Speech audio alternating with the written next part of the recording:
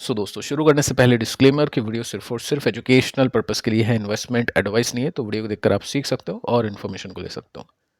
तो पहले क्वेश्चन पे आते हैं। पहला क्वेश्चन आता है अरविंद जी की तरफ से। क्वेश्चन ये है कि नेटवेब, ओरिएंटेक और अनंतराज, ये तीन कंपनीज में काफ़ी बड़ी होल्डिंग्स हो गई है और काफ़ी बड़े नुकसान में अभी के समय ये पोजिशंस है।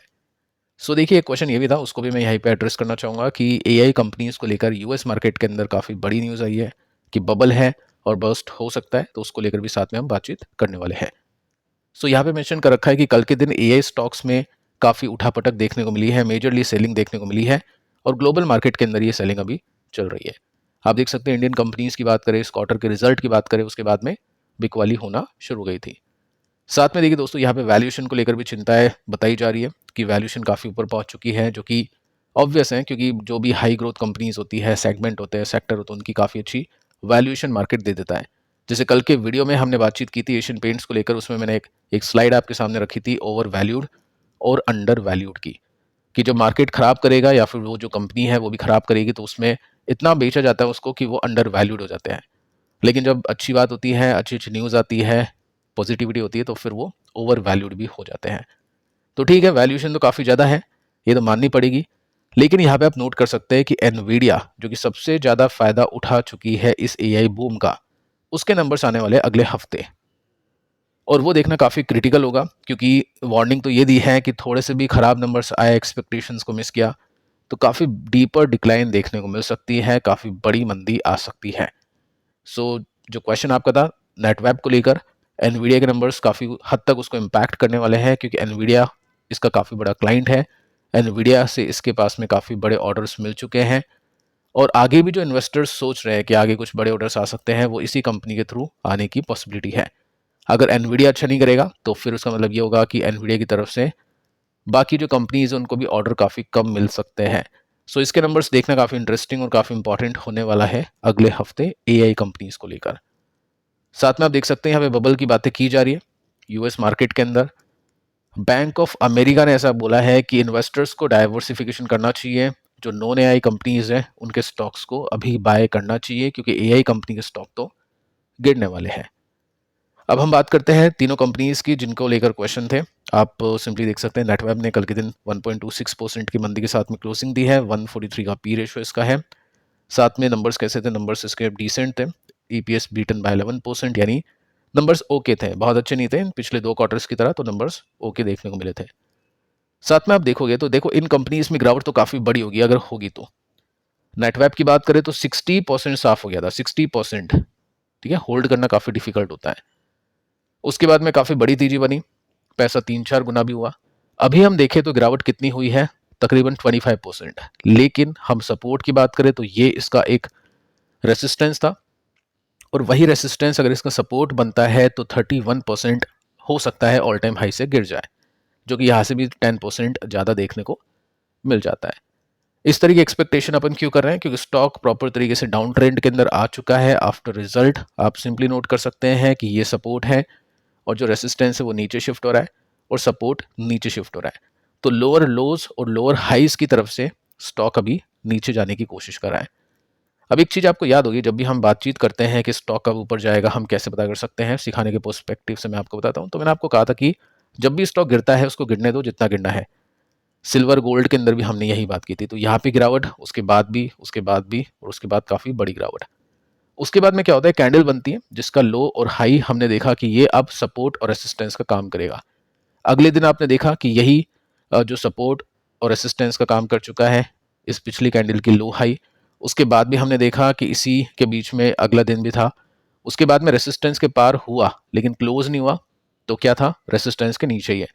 उसके बाद 2 दिन और हो गए, यही सपोर्ट रेसिस्टेंस काम कर रहा है। टेक्निकल्स में यही होता है, आपको सीखना चाहिए। जो भी मैं सिखाता हूँ वो बाकी स्टॉक्स के ऊपर भी आप डेफिनेटली अप्लाई कर सकते हैं। स्ट्रैटेजीज अलग अलग होती है सिचुएशंस के हिसाब से, जो मैं यहाँ पे बताने की कोशिश करता हूँ। तो चलो ठीक है, हमको पता चल गया था उसी दिन कि ये एक रेसिस्टेंस होने वाला है और यही एक रेसिस्टेंस बना इतने दिनों तक। रिवर्सल का जो रेसिस्टेंस है ना, वो देखो पिछला सपोर्ट ही होता है। जैसे यहाँ पे हमने देखा ये सपोर्ट था, तो जब तक इस ऊपर वाली ब्लू लाइन को स्टॉक क्रॉस करके ऊपर सस्टेन नहीं करता है, जब तक रिवर्सल नहीं है जब तक स्टॉक डाउन ट्रेंड के अंदर ही है। और उसको ऊपर जाने के लिए क्या करना पड़ेगा, इसको पहले तो अपने इस वाले छोटे रेसिस्टेंस को बीट करना होगा, और नहीं करता है तो फिर चांसेस काफ़ी हाई है कि स्टॉक यहाँ से नीचे जा सकता है और 30% ऑल टाइम हाई से, जो कि इसका ये वाला सपोर्ट है, यहाँ तक आपको देखने को मिल सकता है। सो जो भी ट्रेडर होते हैं वो एग्जिट कर देते हैं जैसे ही ब्रेकडाउन होता है। जैसे यहाँ पे आपने देखा एक एग्जिट बन गया था, ठीक है, उसके ऊपर अभी नहीं आ पा रहा है। री एंट्री के लिए भी काफ़ी लोग प्लान करते हैं, तो री एंट्री के लिए भी क्वेश्चन आते हैं कि कैसे अपन देखते हैं री एंट्री कब करनी चाहिए। तो री एंट्री का भी फंडा वही है, फ्रेश बाइंग हो या री एंट्री हो, जब रिवर्सल होता है तभी देखते हैं, ठीक है। तो उसमें अभी टाइम है, देखते हैं होगा नहीं होगा, कितना टाइम लग सकता है। बाकी शॉर्ट टर्म बेसिस में स्टॉक्स अभी नेगेटिव हो चुके हैं, लेकिन long term to mid term basis में अगर मैं ग्रोथ की बात करूँ एआई कंपनीज को लेकर, डेटा सेंटर कंपनीज को लेकर, तो काफ़ी बुलिश है। अनंतराज, इसको भी देख लेते हैं। तो यहाँ पे इसके रिजल्ट तो ठीक आए थे, एक्सपेक्टेशंस इसने स्लाइटली बीट की थी जितना मुझको याद है, और इसी वजह से इसको अभी तक ब्रेकडाउन देखने को नहीं मिला। स्टॉक कितना गिरा था ये भी देखो, 60% के साथ में क्रैश हुआ था, 60%। नेटवेब के पास में अच्छे ऑर्डर्स की वजह से वो काफ़ी ऊपर जा चुका है, लेकिन इसका अभी तक स्विंग कंप्लीट नहीं हुआ है। और ये जो स्टॉक है अपने सपोर्ट के आसपास है, क्योंकि ये एक रेसिस्टेंस था ब्रेकआउट का। अब ट्रेडर एग्जिट बनाएंगे अगर ये यहाँ से तोड़ देता है अपने सपोर्ट को, ठीक है। सपोर्ट आप देख सकते हैं, और जब बाइंग इंटरेस्ट होगा या फिर रिवर्सल को देखना पड़ेगा, तो रिवर्सल के लिए फिर अपन क्या करेंगे, रेसिस्टेंस यानी ये वाला जो रेसिस्टेंस है ब्लू लाइन, इसको ब्रेक करके ऊपर जाना पड़ेगा, तब जाके एक स्विंग की एक्सपेक्टेशन की जा सकती है। ऐसा इसलिए क्योंकि नंबर्स अच्छे थे, एक्सपेक्टेशंस को बीट किया था, लेकिन अगर एनवीडिया के नंबर खराब आ गए तो नंबर अच्छे हो या बुरे हो, स्टॉक नीचे जाएंगे, क्योंकि मार्केट फ्यूचर को देखेगा कि एनवीडिया के पास में काम धंधा अच्छा नहीं चल रहा, तो वो बाकियों को काम कैसे देगा, तो वो सोचने वाली बात होगी, और वो अगले हफ्ते आपको पता चलेगा। ओरिएंटेक, इसके नंबर्स खराब थे काफ़ी, और पैनी कंपनी है, पैनी स्टॉक है, 1-1.5 करोड़ का मार्केट कैप, सुपर इसकी बात कर चुके थे अपन। एस्टिमेट का डेटा नहीं है, लेकिन इसका प्रॉफिट बढ़ा ही नहीं, 5% के साथ में वायनवा बेसिस में इसका प्रॉफिट घटा था। सेल्स इसकी बढ़ी थी, बट प्रॉफिट के मार्जिन कंपनी नहीं बढ़ा पाई या फिर सस्टेन भी नहीं कर पाई। सो यहाँ पे तो एक ब्रेकडाउन देखने को मिल गया, एक एग्जिट देखने को मिल गया। 60% ये भी गिरा था, तो ये मान के चलो जब गिरावट होगी तो काफ़ी बड़ी होगी। और वीकली चार्ट के अंदर आप देख सकते हैं, सिंपली यहाँ पे एक ब्रेकडाउन कंपनी के स्टॉक ने दिखा दिया है, क्योंकि इसके रिजल्ट अच्छे नहीं है। सो एग्जिट तो लोग कर देते हैं, जैसे यहाँ पे हमने देखा डे चार्ट के अंदर लॉसेज हो या प्रॉफिट हो, बुक करना होता है। ये फ्लैग पैटर्न ये ब्रेक हुआ यहाँ पे इस कैंडल के अंदर, तो एग्जिट बन गया। उसके बाद में कंटिन्यूसली स्टॉक नीचे जा रहा है, और यहाँ से गैप कितना है, स्टिल अभी 23% का गैप देखने को मिल जाता है। तो पॉइंट यह है कि इन्वेस्टर है या ट्रेडर है, तीनों कंपनी रख ली है पोर्टफोलियो के अंदर और बड़ी होल्डिंग कर दी है, तो वो तो काफ़ी बड़ा रिस्क लिया है। और इसको को कम करने के लिए फिर क्या करते हैं, स्टॉप लॉस लगाते हैं, प्रॉपर एग्जिट भी प्लान करते हैं, नहीं तो काफ़ी टाइम तक आपको वेट एंड वॉच करना पड़ेगा और अपने पोर्टफोलियो में इन कंपनीज को होल्ड करना पड़ेगा। सो ट्रेडर है तो उस हिसाब से स्ट्रैटेजी फॉलो करिए, छोटा सा नुकसान होता है तो लेकर निकलते हैं। और इन्वेस्टर है तो फिर आपको प्रॉपर एलोकेशन देखना पड़ता है कि आपने टॉप होल्डिंग्स में तो इन कंपनीज को नहीं रख लिया, फिर वो भी गलती हो जाती है, ठीक है। नेक्स्ट जो क्वेश्चन है हिंदुस्तान फूड्स के लिए है, और इसके रिजल्ट को लेकर बातचीत यहाँ पे करने की रिक्वेस्ट की है। तो देखिए इसके रिजल्ट आए थे कुछ दिन पहले, 18% के साथ में सेल्स बढ़ गई, 54% के साथ में प्रॉफिट बढ़ गया, कि उनके बेसिस में प्रॉफिट थोड़ा सा बढ़ा है। तो नंबर्स तो कैसे दिखते हैं, अच्छे दिखते हैं। स्टॉक नहीं चल पा रहा है। वाइनवा बेसिस के नंबर्स कैसे हैं, बहुत अच्छे हैं।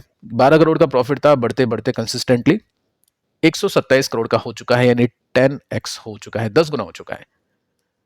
वैल्यूएशन देखें तो वैल्यूएशन भी काफ़ी कंफर्टेबल हो चुकी है, 160 का पी था, अभी के समय काफ़ी नीचे आ चुका है, 60 के भी नीचे है। ईपीएस कंटिन्यूसली बढ़ रहा है। स्टॉक क्यों नहीं चल रहा है, देखिए स्टॉक नहीं चलने के पीछे का रीज़न ये भी हो सकता है कि मार्केट को एक एक वैल्यूएशन होगी जो मार्केट को समझ में आ रही है कि इस स्टॉक को यहाँ तक पहुँचना चाहिए, उसके बाद में चलेगा। लेकिन यहाँ पे अपने को ये चीज़ समझ में आ गई है कि नंबर्स अच्छे आ रहे हैं, अर्निंग्स का सपोर्ट है, तो ये जो सपोर्ट है ना, ये तो काफ़ी स्ट्रांग है। यानी जब जब इस सपोर्ट पे स्टॉक आता है तो ट्रेडर्स आराम से प्ले करते हैं, और ये आई थिंक कैलकुलेशन कर लेना 15-20% का गैप हो जाता है, तो 15-20% के जो गेन्स है इसमें सपोर्ट से ईजिली मिल जाते हैं। अभी जिस लेवल पे स्टॉक है, अगर ये अपने इस छोटे रेसिस्टेंस पे पहुंचता है तो 9% का गेन है, अगर ये इस रेसिस्टेंस पे पहुंचता है तो यहाँ से भी 15% का गेन है।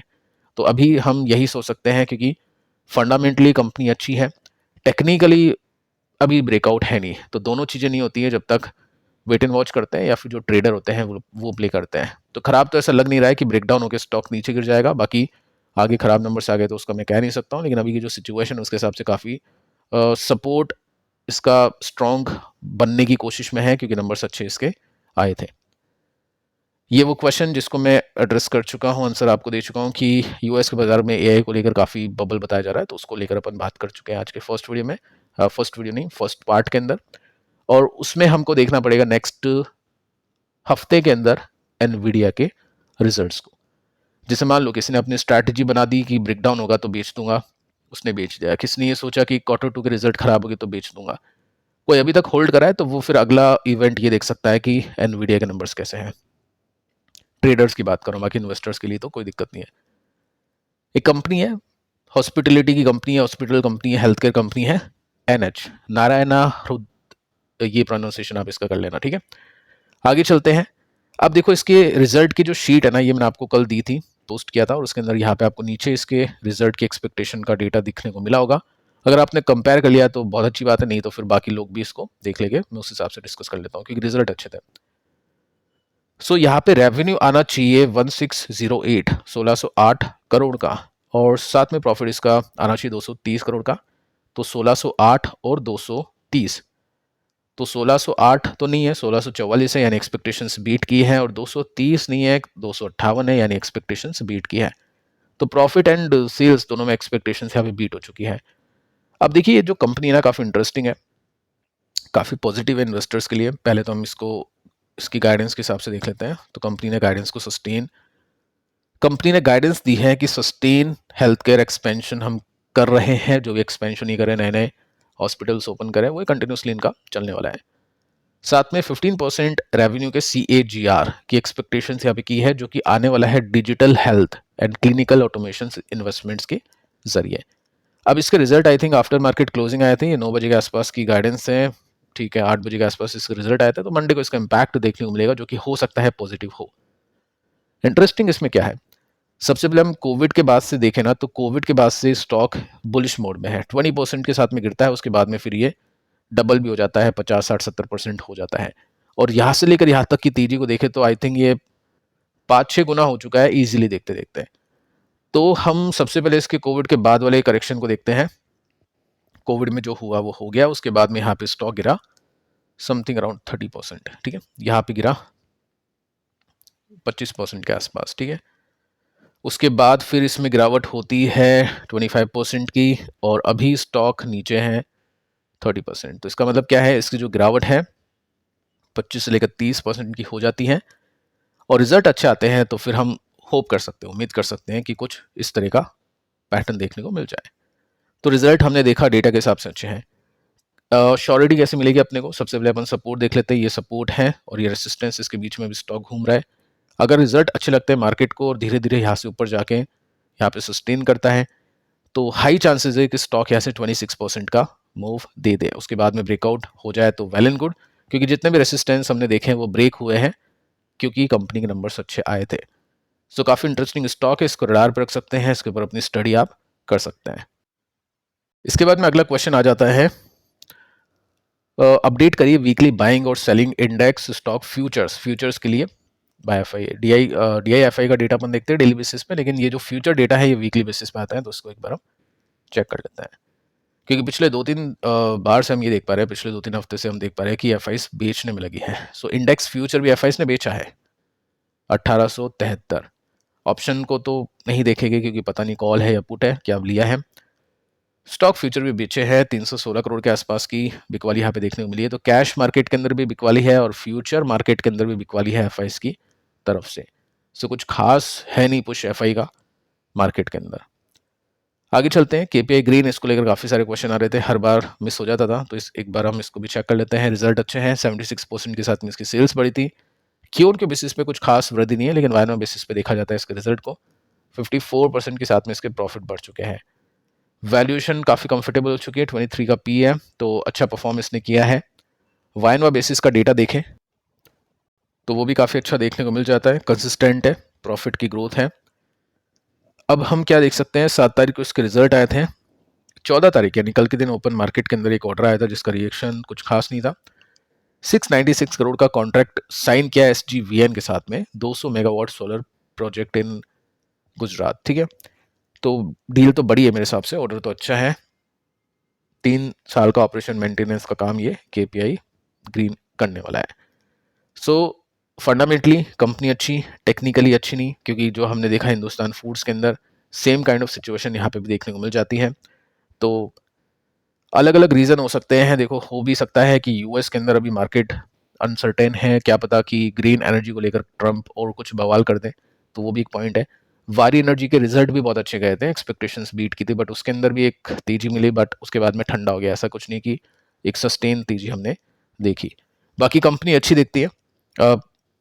बेचते कब है? जब फंडामेंटल खराब होते हैं और टेक्निकल खराब होते हैं, कि रिजल्ट भी बहुत खराब आ रहे टाइम से कंटिन्यूसली और टेक्निकल्स भी खराब है, तो एग्जिट।